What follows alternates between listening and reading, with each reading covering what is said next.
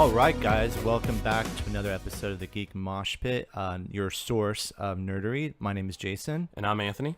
And this is a podcast where we like to cover things like movies, music, TV shows, anything nerd-related or anything that we just find entertaining at all. So, how you doing, bud? Doing good, man. Doing all right. You know, it's been a bit of a long week, but it's been fulfilling. How was your time? We went to the water slide park on Saturday because we're little kids. Yeah. So I had a really good time. It was the only thing about water slide parks though is that you have to fucking wait in line mostly. Yeah, those lines were cancer. Exactly. That was terrible. I had a good time though, man. I mean, if you ever want to go to a good water slide park, if you're in California, Northern California, you want to check out Sunsplash. Yeah, Sunsplash Parks was Roseville. Yeah, Roseville. So we had a killer time. We all got wet and sloppy, and Yeah. So yeah. Anyways, how's your week been? Well, I saw Dunkirk. Yeah, let's hear about that. It sucked. I mean, like. Next topic. No, it was just bland and boring, and like it looked great and the tone was nice, and the music was good. It had a good, I guess, atmosphere to it, but there's not really character development. If you know your history, you kind of already know what happens. But it's just boring. It's bland. Did it feel like a Christopher Nolan film when you were watching the way it was shot, yeah. And I guess the lack of character development, yeah.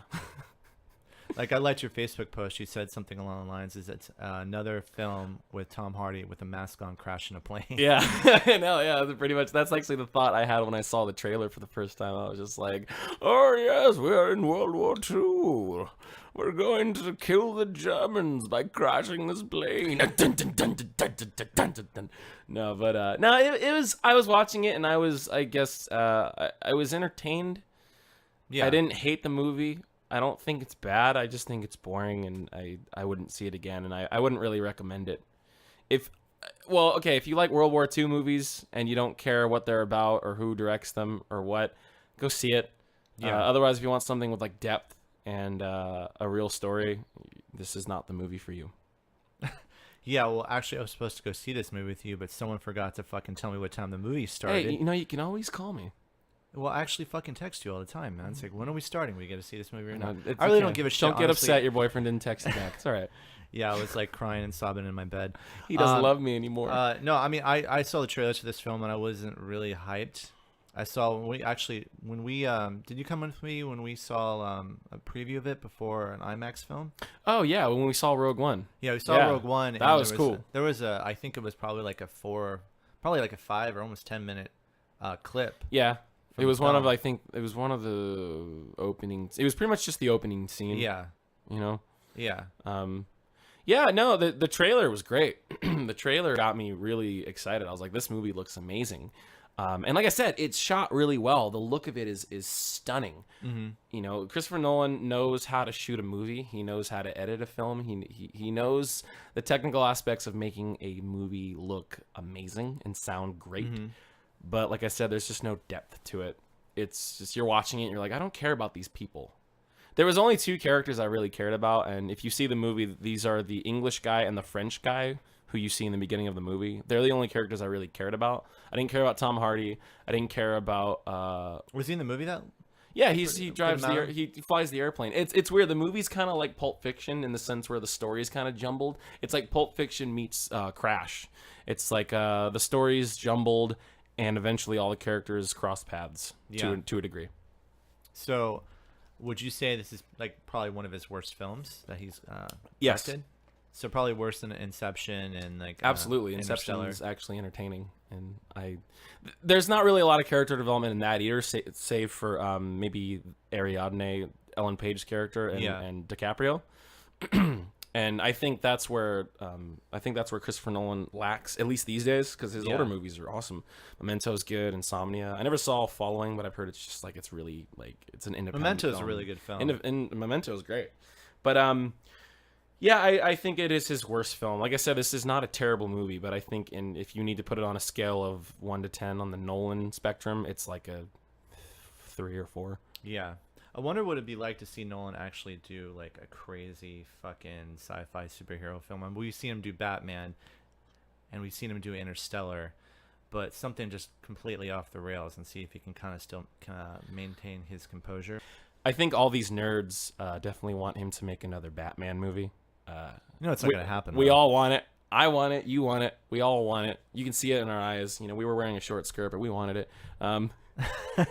No, but we want this movie. It was really weird. Like, I remember watching The Dark Knight Rises, and I thought to myself, okay, Man of Steel's coming out next year. Why don't they, looking back on it, I'm like, why didn't they just make The Dark Knight Returns?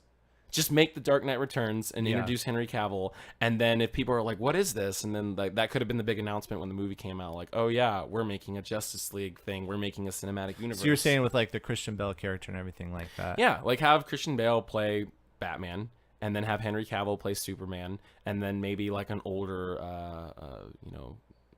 Green Arrow. Yeah, and like literally kind of like the cartoon movie that they made. And granted, it would be weird to make a cartoon movie and then make the movie right after, so I guess that wouldn't really work. Wouldn't you think, though, because Nolan basically, the Batman films that we got from Nolan were more like grounded. They were more like real, like in real life, of a man dressed up they're in more a Batman realistic. costume. And I think I talked to a friend of mine. He said that's why it wouldn't really work. It wouldn't work to have. It would take it out of the film, because basically it's not fantasy. I mean, if a guy in a cape flew down right in front of Christian Bale and just be like, we gotta save the city, and he's just like, who are you? What the hell? Yeah, so people are flying. Yeah, it's a trap, Alfred. So it didn't feel like silly like that. It felt more real. Yeah, and I think that's one of the reasons why they didn't include they didn't take that universe and mesh it with the DCEU, because like you said, it's the Christopher Nolan movies are more grounded in reality, whereas these movies are fantasy films. They're fantasy superhero movies, and so it would tonally be strange, but that wouldn't really bug me, because Batman is sort of a realistic superhero anyways. Like, in the end, he doesn't have powers. Maybe there's some comics where he gets powers for some reason. I don't know. I haven't read them. But he doesn't have powers, and his world, for the most part, except for like Poison Ivy and maybe a couple other characters, they're all like, they're all like real people, or they're augmented slightly to a degree. Yeah. I mean, regardless, Christopher Nolan did a really good job with Batman. He did. He probably made one of the best Batman films, which was The Dark Knight. In my opinion. Yeah. Dark Knight Rises I still like it, but it's got a lot of problems. Yeah, I mean, it was really tragic with that incident that happened at the movie theater with all those people a lot of people. I don't necessarily agree that was kind of what killed the movie's income, because that movie did make a lot of money. But I think if that didn't happen, it would have been a little better received. But it's more just kind of like the movie itself was too long. It was a little too bloated. Bane was kind of like, his mask is like keeping his pain at bay, even though his body's like broken, and it's just was the thing that we were separating fantasy from reality. And I know we're a little bit of a Batman tangent right now, but we're fucking nerds, so we can talk about him as much as we want. Anyways, that's not the reason why we're doing this episode, but basically to cover right back to Batman really quick. The thing about him was that he has like this tube that goes into his head and injects this venom into his original Bane. Bane. So he wore a luchador mask, and he had this venom that pumped into his veins. Yeah. And that's not the very closest realistic thing you get to that in a movie sense is Batman and Robin. I'll never express how I feel about that piece of shit film. Boom. Time to get iced. Yeah. So I mean the 2-hour toy commercial. Exactly, for like McDonald's or something. Yeah, so I think, Christopher Nolan, he did a good job with those films. I did like Interstellar, even though it was kind of fucking way out there. Scientifically, I've watched a lot of like scientists, astrophysicists.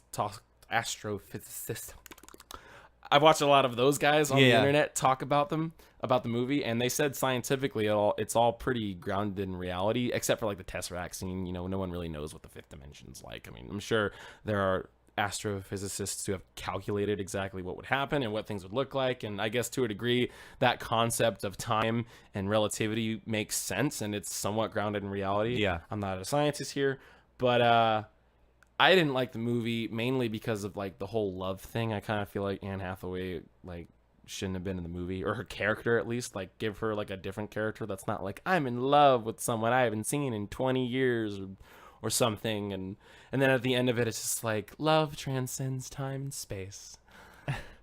And it was just like, weird to me. I don't care about this. I don't care about watching Matthew McConaughey go through wormholes and all that. All right. That's what I love about been wormholes. On a kick of doing that stupid ass impression. That's what I love about wormholes. They get older. I stay the same age. All right. So yeah, I mean, Dunkirk wasn't that great of a film. No, it's not. It's not really worth seeing in your opinion. But all film is subjective. So yeah, I mean, like it's like I said, it's not a horrible movie. I'm sure there are going to be people who just enjoy it simply for its aesthetic. I know some people who are World War II buffs. They'll watch it just because it's World War II. Yeah. So yeah, if you want to see it, go see it. If you're a Christopher Nolan fan like I am, but if you don't want to see it, you're not missing anything. Well, my week was pretty much jam-packed into covering what was going on at Comic-Con because that was happening over the weekend. I've never been to Comic-Con. It's a lot of fucking money to go to that event. Do you know how much a ticket is? I really don't know because I know you have to sign up on a website and like get like a pass or something, and it depends if like if you're signing up for the 3 or 5 days. I think it's a 5-day event. I'm not sure, but it's really expensive. I think it's over $1,000 or something. I've heard booking a hotel is a pain in the ass because like you have to book like months in advance or something. Yeah, like exactly. Sometimes a year in advance. Like there was this. You ever watched Big Bang Theory? You ever watched that show? There was a funny part in an episode where they were trying to go to Comic-Con, and all of them are sitting in the living room, and they all have their laptops, all of them, and they have a count that goes 3, 2, 1, go, and they're all trying at the same time to buy tickets to get into Comic-Con because that's how crazy it is, because everyone is just going nuts right off the bat. So yeah, I mean, Comic-Con to me, I've always wanted to go, but it's kind of an arm and a leg to get there, plus hotels. And one day when I have a decent job and I'm making really good money, I will do it. I will go. I will take a week off, and I'm not gonna cosplay for a week because I'm not that into cosplaying. Maybe I'll cosplay 1 or 2 days, but I'm not gonna do the whole week. Yeah. But that's honestly, to me, like, not to bash cons or people who go, but that's the only con that matters to me. I know here in California, at least, I know the big cons are like Fanime and Comic-Con. San Diego Comic-Con. There's like other ones. There's WonderCon. There's ToyCon here in Santa Rosa. There's what else? No, we have the San Francisco Silicon, and now there's San Francisco Comic-Con. But to me, being somewhat of a normie when it comes to cosplaying and all those sorts of things, the only cons that seem like they might actually be a lot of fun is Fanime and San Diego Comic-Con. I went to a couple WonderCons when it was still here in San Francisco. They were fun. Dude, one year, okay, so like, me and Stefan got obsessed with Watchmen when we first when it first was announced and everything, and I read the comic a couple times. Was this before the movie came out? Yeah, so like a couple months before the movie comes out, we go to WonderCon, and the retards that we fucking are, there was a whole panel, and all the Watchmen guys were going to be there to get autographs and whatnot. And me and him were doing something. We were screwing around. I'm pretty sure we walked by when they were all sitting there, and we didn't know who they were, and so we just like continued walking. But I can't believe I missed that. I would have loved to have gotten their autographs or something. So nice. I felt stupid for that. I remember the second WonderCon I went to. It would be cool if you got Jeffrey Morgan's signature. Jeffrey Dean Morgan. Yeah. So no, I mean, I watched a lot of footage. There was a lot of trailers that came out for some films, like Justice League, Thor, Stranger Things season 2. Yeah, I did see that trailer. You did see that one? Yeah, I'm excited for that. Ready Player One. I did not see that. Yeah, that was a pretty good trailer. I think it's a new Steven Spielberg movie that's coming out. It's based on a book, and it's looked like a Tron kind of movie. Like a kid or a guy that gets sucked into like a world of like video games or like all this crazy, man, it's like a fucking acid trip or something. Yeah. But we also had, a lot of, like I said, we had a lot of great trailers that came out of there.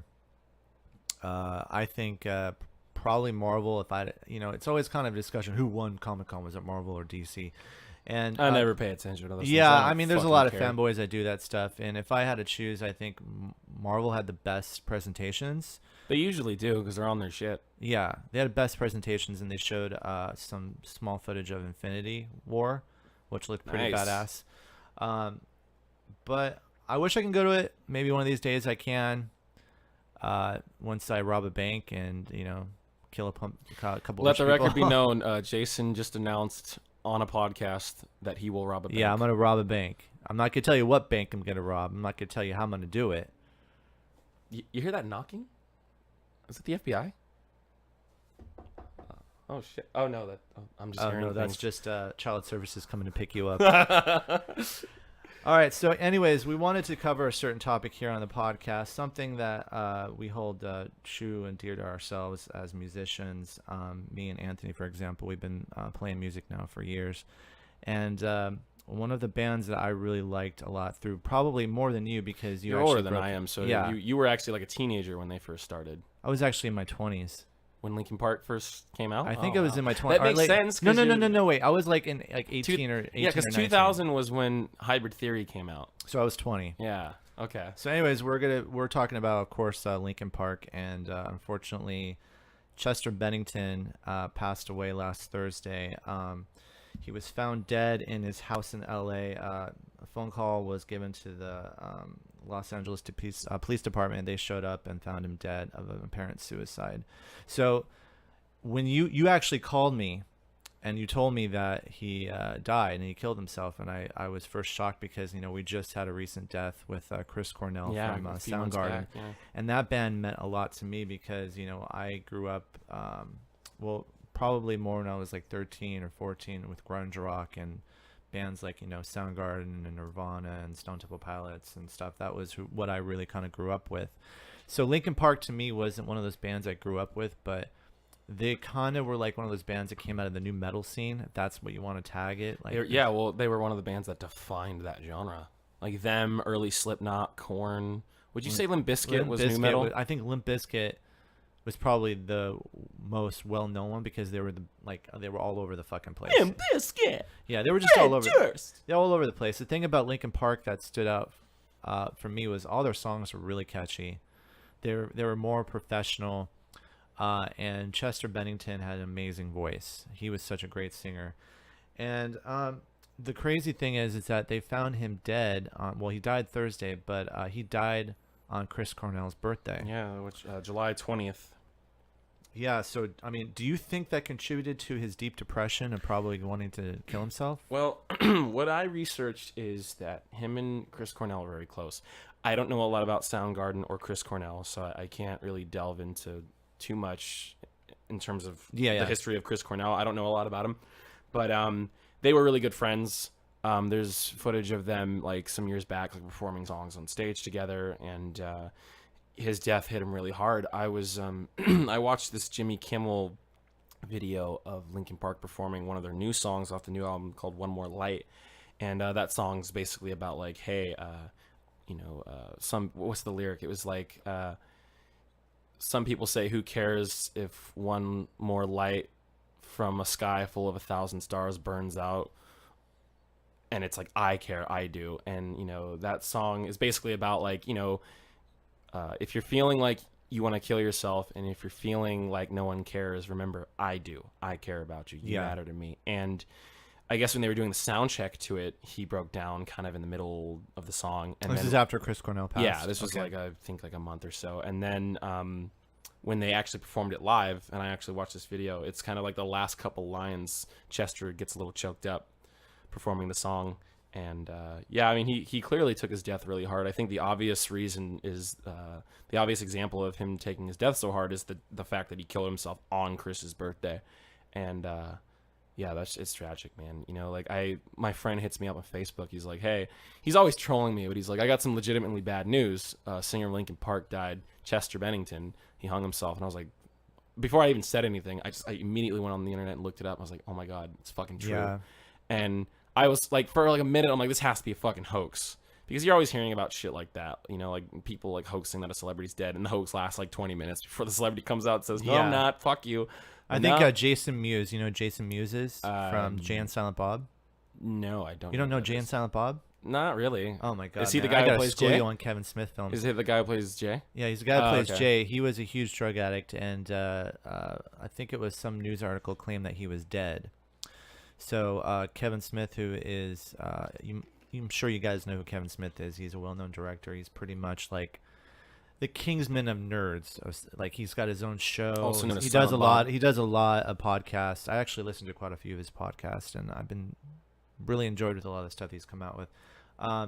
Anyway, so he thought his friend died, and then the next few hours later, he knocks on his door and he goes, "You're alive? Oh my God!" Like, because he thought like his friend was dead, because he heard all over the place there was rumors. So I understand what you mean by rumors. about like weird shit, you know, like hoaxes and whatnot. So yeah, man, it broke my heart because Linkin Park to me was one of those bands that they're one of the first bands I ever even remember listening to. You know, like my sisters were a lot older than me. One of my sisters is 5 years older, the other one's 7. So they were able to like actually kind of not relate to the lyrics, but understand the lyrics and understand the music better than I was because I was a little kid. But they're one of the first bands I ever remember listening to. You know, like one of the first songs I ever remember hearing and liking was "In the End." yeah, it's a great song. Yeah, and like it's Linkin Park was a huge part of my life when I was like 5th, 6th, and 7th grade. They were one of my inspirations to start a band. Really? Yeah, I mean, I initially, of course, wanted to just be a copycat and start a band that was just like them. But obviously, as I got older, I was like, that's not really my style. I don't want to really do rap music. And then eventually, I started getting into metal. But yeah, like it's just one of those things where I feel like the whole couple days after that, I remember telling my girlfriend, I was like, I feel like a part of my childhood just died. Because like I said, I grew up on this music and you know, they were such a huge influence on me.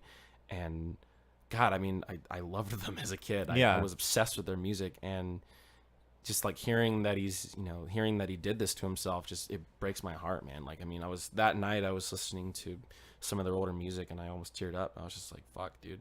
I've never had a celebrity death affect me this way before. Like, I was pretty like, wow, when Robin Williams died, I was like, wow, that's fucked up. But like, this is like, for me, it's just like, wow. Not to say one is worse than the other, but it's just like, to me, like, because I had such a connection with Linkin Park emotionally and musically, it hit me hard, and it still kind of gets me upset. You know, when I was doing research for this podcast, it was hard to read some of that shit because it was just like, damn, dude. I think one of the things that might have also added to his depression was the fact that he was a victim of child abuse. Yeah, victim of sexual abuse. You know, and it probably, like I said, added a lot to maybe drive himself to suicide. You know, well, he was dealing with that for so many years of his life, and when something like that happens to you, I'm sure, you know, I don't know, obviously, and I'm sure you don't either. I wouldn't know, no. But living with something like that for the rest of your life, it still haunts you. I'm sure it does. Yeah, I knew a girl for a few years who was a victim of sexual abuse for like 9 years, and you know, and that was like even closer to home than what Chester's was. That was like her own family was abusing her. Yeah. And you know, even long after it was done, well, I wouldn't say long after, like 5 or 6 years after it was done, it still affected her, you know. And like, unfortunately, this person I know didn't really get the therapy that was needed. I tried to help her through that. I tried to be like, hey, you know, let's get you some therapy, and she didn't want the help. She would come up with excuses like, oh, you know, it's they can't help me, blah blah blah. I've tried this before. And my response was, I'm like, I think you just don't want the help. And you know, like I said, I don't know what it's like to be sexually abused, but I know it must be really hard to try to get the help, to try to talk to someone about it, because, you know, it's to my understanding, it's a very haunting, traumatic experience. And, you know, it must make them feel very vulnerable to come out and talk to someone like, hey, I've been sexually abused. And so, you know, I mean, it's just to not to get all PSA out here, but to anyone who's ever been sexually abused, or anyone who might be thinking of suicide, you know, please get help, you know, and just remember that you're not alone. People do care about you and do. Well, I definitely think you need to reach out to somebody. You know, I think it's best to talk to someone. I find myself, you know, I've never felt suicidal, but I can identify with people that probably feel like it, because, you know, I've had a lot of my friends who have always mentioned to me, like, yeah, you know, I've thought about it before once in a while. You know, I have a good friend of mine who is very depressed all the time, and he's gone through moments where he felt like he wanted to do things, and I would be on the phone with him and talk with him and just say, hey, look, you know, man, think about it like this, you know, people love and care about you, and if you do something like that, you know how many people are going to be depressed and hurt, and it's going to affect them the rest of their life. They're not going to be the same. So do you really feel like you want to kind of hurt them? And I think it's a way of like saying, hey, man, you know, you got to realize that there's more to life than just, you know, depression and misery and everything like that. You know, I'm not a counselor or whatever, but, you know, I think that talking to someone is always the best approach, you know. And if I had a hotline here, I'd give it to you guys, but I actually don't. So just find someone to talk to. If you feel down and out, you know, find a good friend and, you know, do things with them, because, you know, that's something I learned. Like, I won't say that I've like consistently had thoughts of suicide, but I think most angsty teenagers who might have gone through some shit have. And I'll say right now, senior year of high school was the worst year of my life, and if I didn't kill myself then, I'm pretty sure I'll be fine. Like it's just one of those things where, you know, a lot of people, I don't think they're thinking about who it's going to affect when they if they actually do it. You know, I don't think they think about how much it's going to hurt their loved ones. And it's one thing I learned in school. You know, I learned this from this thing called Challenge Day we used to have, and it was basically just like these like counselors of some sort, where like we'd all get together in this huge library, and these counselors would just make everyone just like, you know, hey, you know, share your feelings. If you're one of those people who are emotionally blocked, and there's a lot of people who are. One of my good friends doesn't really talk emotion at all. It's like, if you're emotionally blocked, now's the time to let it out. And you know, they would get people to kind of open up and go into that vulnerable place, come out of their comfort zone. One of the things they said once, they were talking about suicide, and I'm never going to forget this line, is suicide is a permanent solution to a temporary problem. Because exactly, yeah, I think most things in people's lives, most hardships and tragedies, it's temporary, you know, or the feelings of loss. It's just like, you know, so you'll never forget, like, you know, Chester, for instance, you know, like Chris Cornell died and it affected him, and he'll never forget him. But it was one of those things where, you know, he needed better coping strategies. You know, he needed to cope better with his death, and he didn't. And he took it too hard, and it ultimately was one of the reasons that he killed himself. There's probably other stuff. I won't try to speculate whether it was his sexual abuse, or if he was having family trouble, or if he became, you know, started getting into drugs again. It's another thing. Chester was a huge druggie when he was younger. Mm-hmm. I won't, you know, say what else it could have been, but I know for sure that it was definitely Chris Cornell his death played a huge factor in the Yeah, exactly. I didn't really know how good friends they were. And a few days after Chester died, I saw a video on Facebook of Chester and Chris Cornell singing on stage together. I think this was just recently, because I think Chris Cornell was doing a tour with Temple of the Dog, which is his side band that he had with Eddie Vedder and some members of Pearl Jam. But I think it was just Chris Cornell. I don't think Pearl Jam was... I didn't go to the shows, so I don't know. But anyways, Chester came on, they sang a song, and it was just... It was very sad, because here's two guys who are great singers, great musicians, and like very influential on their they're both gone now. They're both gone because they decided to go the route of suicide. You know, for me, like, you know, for you, like Chester Bennington, like, because he affected you because of during the time that you started liking that music. You know, that was like your generation. You know, I'm not an old fucking man, but I've got a few years ahead of you. And well, I was gonna say, you were 20 when their music came out, and like I was 5 when Linkin Park dropped Hybrid Theory. I was 5 years old, dude. Yeah. Well, the thing is, with Linkin Park, though, 6 actually. You know, Linkin Park. I mean, I listened to their first album, Hybrid Theory, and I loved it. And I listened to it over and over again. The weird thing about Linkin Park, though, is I thought they were like a studio-produced band. Like, I don't remember hearing about them. You thought they were put together by a studio? Yeah, because I don't remember ever hearing about them as an underground band. I don't know if they had any demos or any albums before Hybrid Theory. They just blew out of nowhere. My friend had that theory about Dragon Force. Really? For a while, yeah, because like out of nowhere, just Through the Fire and the Flames comes out and they're huge. He's like, where the fuck did these guys come from? I know, exactly. So, but then I read on Wikipedia that that's not the case. You know, actually, did you know that Chester Bennington also sang for Stone Temple Pilots? I did not know that. Yeah, he did. He, you know, after Scott Weiland died, I didn't really think that they were gonna actually start playing music again. But then, you know what? I'm sorry. I did hear about that. You did? Yeah. Like completely spaced. Yeah, he did it from like 2013 to 15, right? Yeah, he was pretty much like the singer, and he sounded just like Scott Weiland. He hit the notes like perfectly, and it was like, wow. This is a perfect fit, you know, just stuff like that. I mean, the guy, the thing I remember about him is that he had an amazing voice. He was such a great singer. Yes. I mean, every time I listen to Linkin Park, sometimes I go, well, some of the songs are okay, but you know what? This guy's fucking voice is amazing. He had a powerful voice, man. That fucking scream and shit. Oh yeah. You know, like he was great. Yeah. You know, he had power behind that voice, and being a metalhead that I am, you know, I really respected how well he could hold his own live. Yeah. I mean, I wish I could have seen him live. Yep, I never got a chance. I see, like, when I started actually going to shows, this was around the time where their music started getting kind of, a little sellouty. I don't want to say Was it more that, like digital? But it was just like, yeah, well, they made Minutes to Midnight, and it wasn't as heavy as Meteora, but I didn't have a problem with that. But then, like, the Transformers movies come out.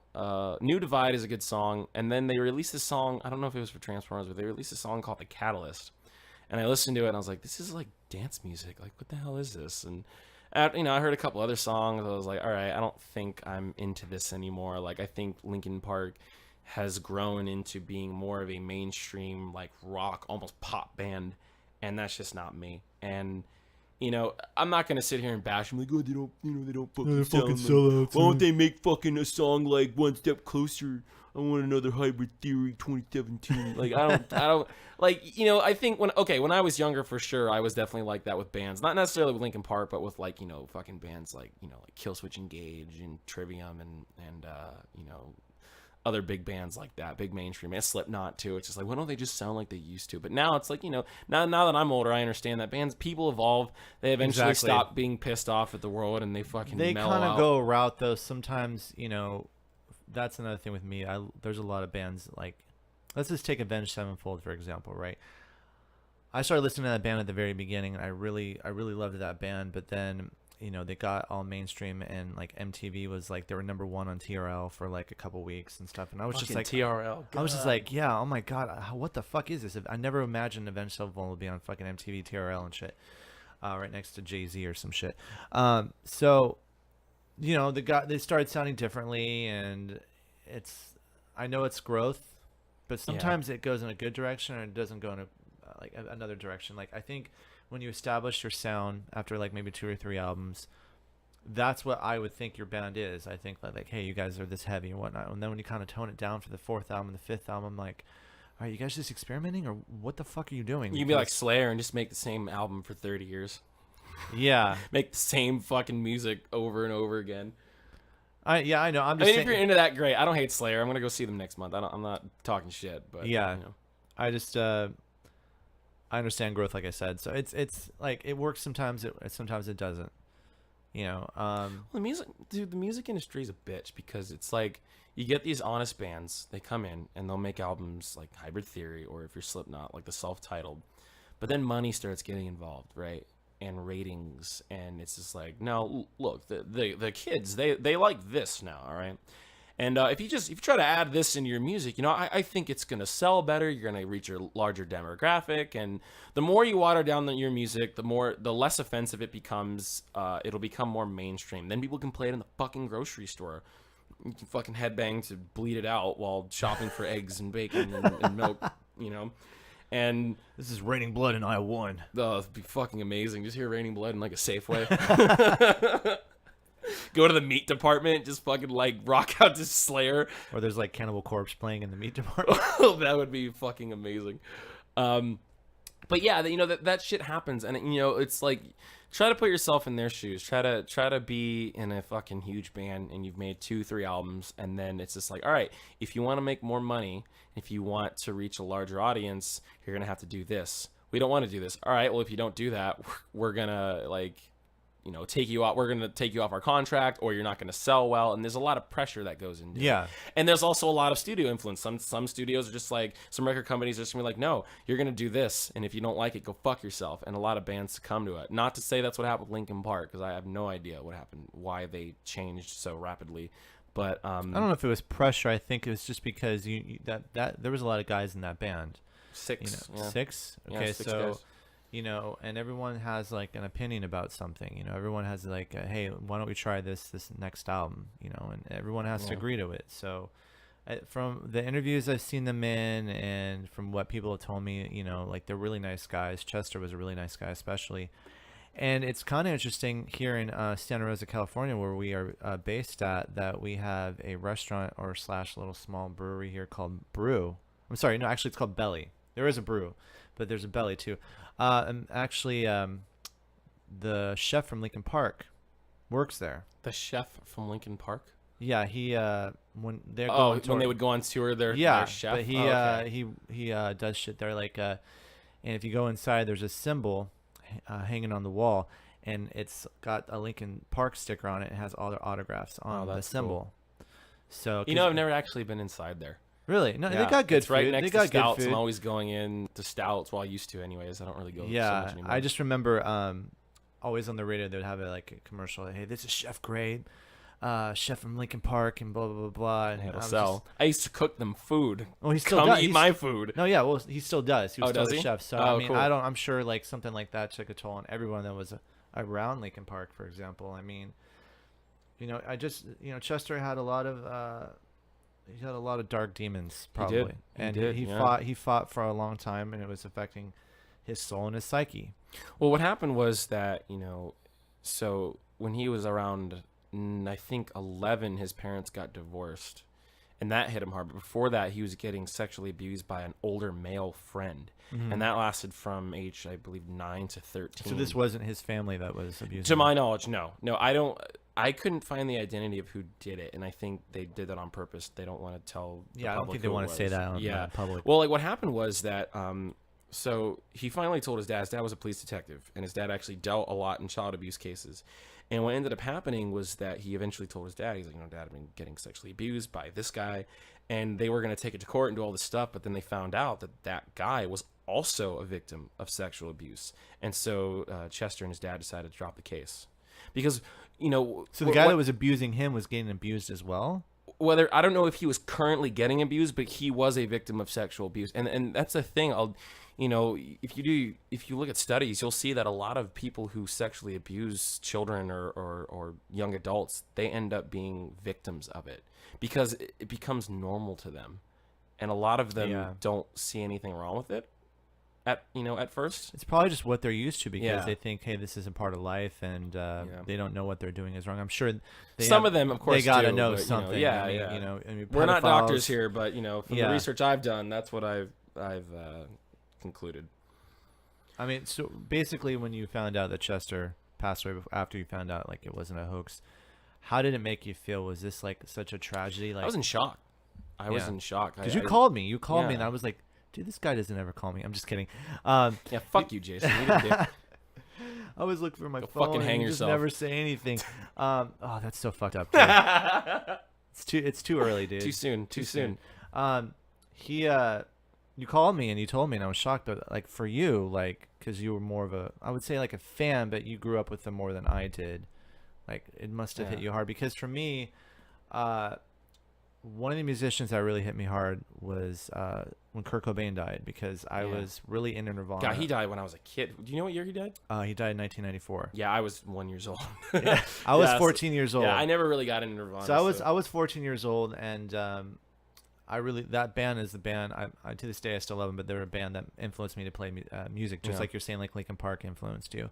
And I wanted to see him live really bad, and I actually started liking Nirvana. I didn't jump on the boat after he died or whatever, because people they did that with like Sublime, like he died, and all of a sudden they're mainstream, they're like huge. If I have to hear Santeria one more time, I'm gonna fucking kill myself. I'm so over it. But so for me, it hit me hard. I remember going home, and this is like before internet. This is before like cell phones, and we had to go home and turn on MTV and watch coverage of this entire thing.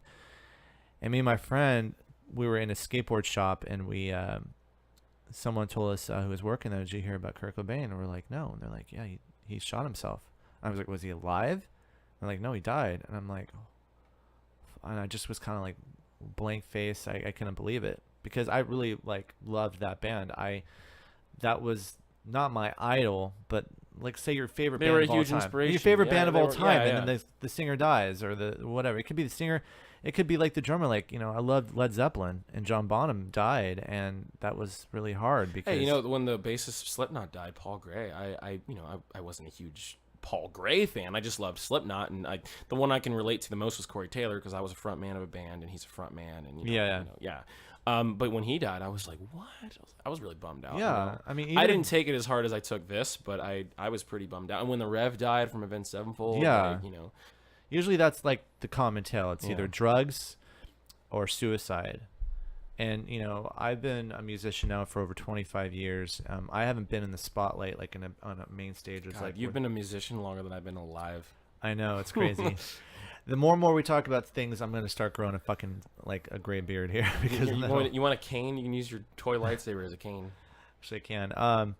So, I just like, for me, what the fuck were we talking about? I totally got spaced out right now because we're talking about me being old. We're talking about this band. I don't know if you ever. Oh heard no, of no, them. yeah, They're but being a called Linkin musician Park. for like, well, no, we were. I was saying being a musician for about 25 years. I don't know that feeling, what it's like to have like a lot of pressure, because I think like a lot of people think like I want to just get in a band and I hope it gets big and it's gonna be amazing. We play shows all over the fucking country and make lots of money and I don't have to work. You really don't know what's going on in a lot of these musicians' heads.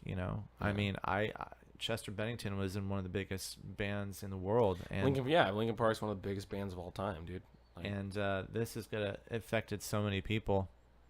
It happens with any musician. I mean, Michael Jackson died. It shocked the whole world. You want to know something? Like, when Michael Jackson died, first Stefan told me, and I thought he was just fucking with me. Yeah, because he always does that shit. He always calls me and he makes shit up. Fucking little troll. But yeah, no, like Michael Jackson died, and it's funny that actually kind of pissed me off because like everyone was like, oh, we loved Michael Jackson. I was like, you guys talk the media, you guys talk so much fucking shit about him because of that child molestation shit. Yeah. I'm not gonna get into the allegations and whether some of it was true or not, but it's just like you guys talked so much shit about that, and now you're fucking acting like you loved him, like he was God. It's like, fuck you, fuck the media, man. That's why I don't like watching the fucking news. And they just milk the hell out of the story and they just put it in your face, over and over. Like, yeah, he's dead. He's dead. He's dead. He's dead. That's actually why I'm really happy now I don't have cable. Because it's like, otherwise all I'd be hearing about is Chester dying. And like I said, it saddens me. I don't want to fucking hear that every day. Chester Bennington died, blah, blah, blah. Child abuse, drug abuse, blah, blah, blah. Suicide, Chris Cornell. It's like, I don't want to fucking hear that every fucking, day of the week. They're dropping though, man. I mean, right now, because of, Chris Cornell passing away a while ago, it was like a grunge movement. It was like Chris Cornell, and it was Eddie Vedder and Kurt Cobain and Scott Weiland, and now all of them are dead except for Eddie Vedder. So he's like the only guy left of this grunge movement. Who was he? What was he? He's a singer of Pearl Jam. Oh, so it's tough. It's tough when musicians die, and because we're musicians, it's tough hearing about. Well, hey, in the end, man, they're all just people. No, exactly. They're all people. And, I don't hold them as gods, but that's still. the thing about like being a musician. Like you get into that rock star mentality, and not all of them, obviously, but a lot of them. If they didn't have drug abuse problems before, they start getting into it because it's like, yo, you just finished this big show, let's party, and then eventually they start becoming dependent on drugs and alcohol, and then sometimes it leads to like accidental suicides or overdoses, or and it's tragic to hear. But yeah. I feel like the whole rock star thing isn't as bad as it used to be. Although, we're still hearing about musicians dying of overdoses, but from, it just seems like people are a little better educated on what drugs do to a person. I still am astounded that people do heroin. Yeah, it's such a dirty drug, that is. Dude. Like, I mean, I get it. There's a lot of shit that goes into people abusing drugs. I'm not going to get into the psychology of a drug addict, but like, I'm still really surprised people still touch it. Because of all the shit you hear and how easy it is to overdose on it. Well, a lot of people, they're dependent on drugs to live through their life. The common drug of all time, obviously, right now is marijuana, and it's like, I'm not against anybody who smokes it. I used to smoke it back in the day, but I ask my friends who smoke it constantly every day, like every fucking hour. I'm like, why do you need to smoke so much weed? Because it helps me get through my day. I'm like, so you're telling me if you're not on a drug, you're just gonna be a depressed mess? And they're like, well, I don't want to be fucking sober. So that's the thing with drugs. I mean, heroin, probably these people who do it, it puts them in a state of euphoria, and they feel like this is the only time where life is amazing, and then it stops, and like, oh, gotta refill, back in the net. It's just I did theater with this kid, and he's a huge stoner. And we were doing a show together once, and our director came out because him and the assistant directors and stage managers were noticing a lot of the kids were going out between breaks, between rehearsals, and smoking pot. And all these kids can function on weed just fine. They would go smoke, and they'd come in, do their fucking scene, and get out, and they were fine. But, teachers being teachers, they're like, hey, they made an announcement. They didn't drop names. They were just like, look, we understand, we understand the social stigma of marijuana, and we know it's not that bad. We know y'all like it, but please don't smoke it while you're performing, blah, blah, blah. We don't want any disruptions, this and that. And my friend tells me later, because we used to work at this movie theater together, and we're talking later, and he's just like, he never, I've never seen him really get too angry, because he's always fucking high. He's always in a good mood. But one time he's like, listen, man, you don't fucking get in the way of me and my fucking weed. You want me to fucking put on a good scene and perform? Then you don't touch my fucking weed, man. Like, he was saying that. He started getting emotional. He's like, I need that to work. That's my fucking tool. And, like I said, he would fucking smoke like 5 bowls and then go on and sing his heart out. The guy's a great singer. So like you said, some people can handle it. Some people can smoke and it actually helps them. Like some musicians, it makes them more creative. But like, I get what you're saying. Like I have also some friends, I think we all do, who smoke too much weed and like they're nowhere. And the weed's just making it worse. Yeah, well, like I was saying earlier, like I was in shock. Like I went and had lunch with my dad, and I'm like, I wore my Linkin Park shirt because I'm just like, oh, they're fucking. Oh, you dead. still have a Linkin Park shirt? Yeah, it's way too big for me. But yeah, I used to wear extra larges for some reason, and I'm a medium. I think it was part of like having sisters who grew up in the '90s. They always made me wear like baggy clothes. That was the thing. Baggy clothes were a huge thing. And so I always had baggy pants, and they didn't sag below my ass, but they were baggy and big and bulky, and I had like shirts that were too big for me. And so even now it's too big for me. I'm fucking 24 and I still can't. I got that when I was 13, but yeah, I'm wearing it, and I walk into this restaurant, and this guy says to me, he's like, hey, did you hear the news?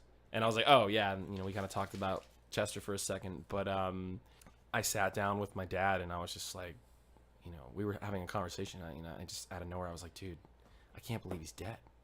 Yeah. And my dad's like, oh yeah, yeah. I told him, I was just like, I'm in shock. Like I didn't realize it until I was there. I'm like, I can't believe he's gone. Like this is someone, like he's one of my idols, he was a huge inspiration. He's fucking dead. He hung himself, like, after that's a brutal way of killing yourself too. It's very brutal. I didn't really know a lot about his drug problem and his sexual abuse. I didn't know any of that. I didn't do a lot of research on him, mainly because I just stopped caring about their music. I'm not going to talk shit. I'm not going to pretend I like their new music. I don't like it. It's not my thing. If you like it, great. But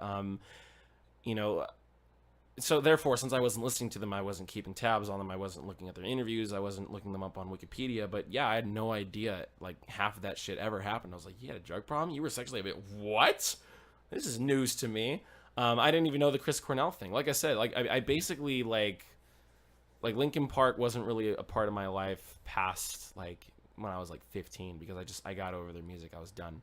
Obviously, every now and again, I'd listen to a little shit. I'm like, I feel like, I'm in a fucking like new metal mood. I'm gonna listen to some Korn or some old Linkin Park, and like, because I like, Numb. I love that song. I love that song to death, and I'll still listen to it. I think I listened to it a couple of days, and it wasn't because of Chester, but it was the fact that I went through a lot. I've done that at karaoke too. Oh, you done Numb? Yeah, I've done Numb. I've done New Divide. I've done In the End, of course. Yeah. I think that's it. Yeah.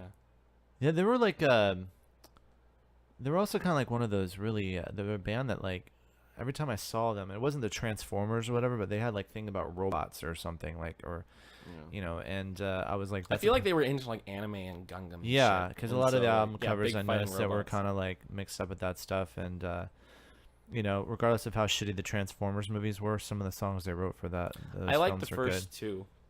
Yeah, I know you hate the second one, and I'm sure if I watch it now, I'd hate it. But I like the first two, and so I think New Divide was in the second movie because they used What I've Done for the first one. What I've Done was the first. I love that song.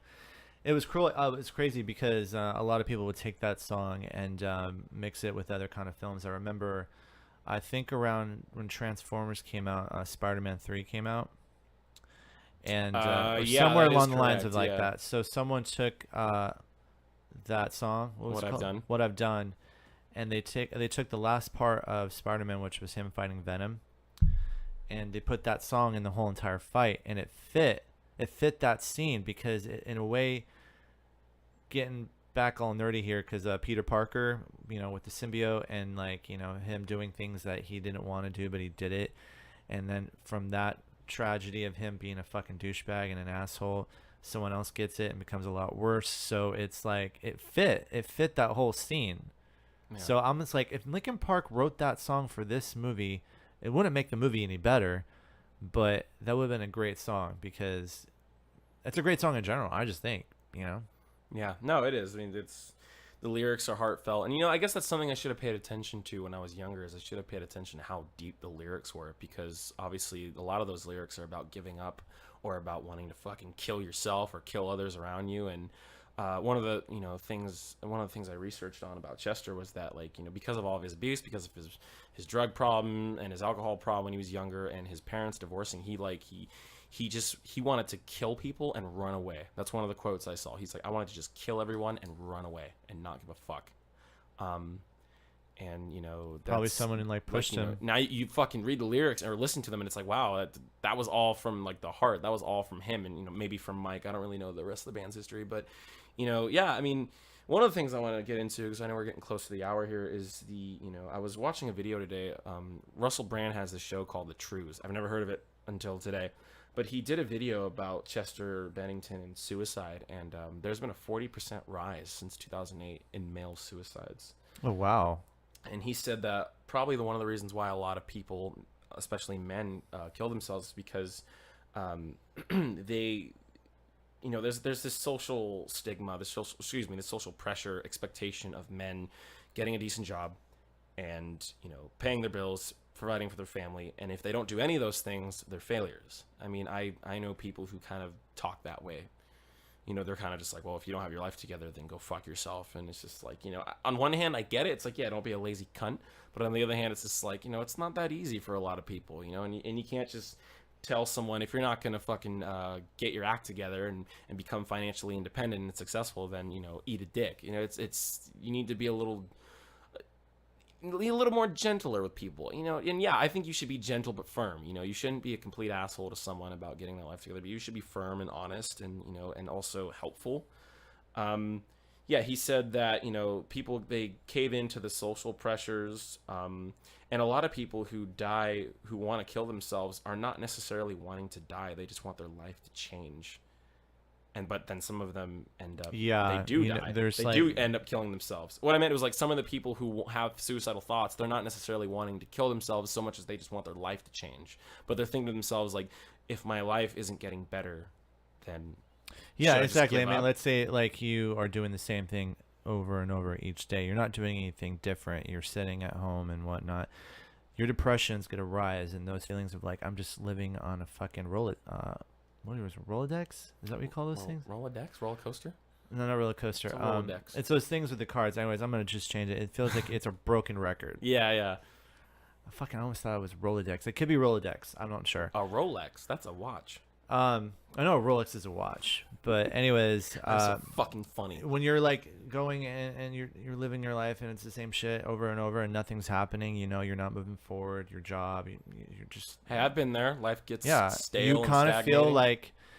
And I tell a lot of my friends and even myself, it's like life is a roller coaster, man. You're going to have your ups and downs, and you're not going to be like that forever. If you choose to live your life that way, then it's not going to be the perfect life for you because, there's more to life than just being depressed, like I said earlier. So, well, one thing I've learned, and I've heard this from other musicians, I watched this video of Jim Root, old guitarist of Slipknot, old guitarist of Stone Sour. I think he's still in Slipknot. Yeah, he is, yeah. He did a video because he was talking about how he has a lot of social anxiety and whatnot, and he said that the best thing to do if you have anxiety or any sort of mental thing where you can't overthink things for too long before you start freaking out, he's like, get positive outlets, stay out of your head. He said, he's like, for me, it was playing music, and that's the same thing, dude. I grew up in Vallejo, and I hung out with a lot of shitty people, and I feel that if my parents didn't move me here, and if I didn't have music, I probably would have wound up in jail. Because I got into a lot of bad shit, and obviously I have my own personal things in life that shit went down when I was a kid that I didn't cope with well at first, and so I wanted to initially just kill people or myself, but I picked up music. Picked up music, and I think music is a big part of why I didn't end up in jail or even fucking kill myself when I was 17, and so. That's the key, that's one of the, I hear this from psychologists, and I hear this from just regular people on the street, is just, you got to find positive outlets. And if you need medication, well, you discuss that with your doctors, and just try to stay as positive as you can. If you feel like you can't independently make yourself feel better, call a friend. Call a friend. Yeah. Call a hotline. Do whatever you gotta do. We don't want to sound like a PSA, but if you should have the Sarah McLachlan song "In the Arms of an Angel" playing right here. But if you ever have a moment where you think it's better to not be here, you just reach out to someone. Of course. You got it, because that's the best medicine I can give to anyone as advice. I've had friends who've dealt with depression, and I've given them that advice, and it's very sad for me to hear people that we care about, or even people that we idolize, who end up killing themselves. And Chester Bennington, he was an amazing musician, and it sucks. And it's just. But the thing is, I look at it this way though: we still have the music, and he will live on through his music for sure. Oh, of course. I think that goes for a lot of. It goes for pretty much every musician who dies. Of course, yeah. You will live on through your music. Michael Jackson. He had a pretty. He had a pretty shitty time with the molestation allegations, and it's the way he grew up. But in the end, doesn't even matter. Oh, fuck. I just had to do that. Yeah, man. So I get what you're saying, but to anyone, like I said, feeling like that, please reach out to someone. We also want to give our thoughts and prayers to Chester Bennington's family, his kids. I know his bandmates are probably just intensely depressed about this, but like I said, I just really hope to God they don't get a singer to replace him or do something along the lines later. I mean, I'm sure they'll do it like as a thing, because a lot of bands, like a reunion show, they'll have they'll probably have a singer that he knew. Okay, Nirvana was inducted into the Hall of Fame like a couple of years ago, so obviously Kurt's passed away, but they performed like 4 or 5 songs, and they had a singer from a different singer from a different band come and sing. They did that when Mitch Lucker from Suicide Silence died. They have a whole concert, and they play like fucking 18, 19 songs, and each song there was a different singer. You see, it's fucking good, dude. Phil Bozeman from Whitechapel goes on there, and he does Unanswered. Fuck. Wow.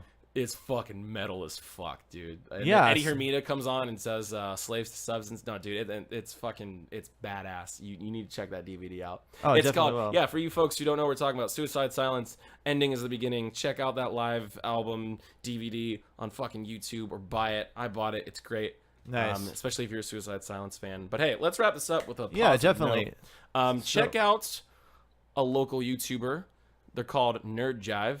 It's run by John Norgrove and Dominic Fabiani. They're fucking great. You think we're nerdy? They're nerdier than we are. They'll sometimes watch anime and get fucked up. They review movies. They talk about actual science. They talk about porn. They talk about porn. Do they talk about porn? I'll have to ask fucking John. They also get into politics a little bit. Hopefully that won't alienate some of you. But check them out. Fucking Nerd Drive, man. We'll leave a description We'll leave a link in the fucking description below. Yeah. God damn it. Fuck you. So anyways, we want to say thanks for listening again.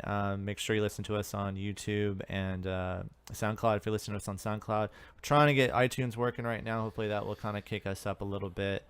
And also be sure to check out another great podcast called Hops and Monsters. And Badass. Badass. It's good to support a lot of the local podcasts. A lot of our friends are starting to do this now, which is really good because we have a lot to Plug say. your friends, you never know. We have a lot to say. So, anyways, that's it for the Geek Podcast. Geek Mosh Pit Podcast. Geek Mosh Pit Podcast. Sorry, comment, subscribe, share this with your friends, families, and enemies alike. Once again, this is the Geek Mosh Pit Podcast. I'm Anthony. I am Jason. And thank you for listening. Guys, have a good one. Have a good day. Shadow of the day will embrace the world in gray, and the sun will set free.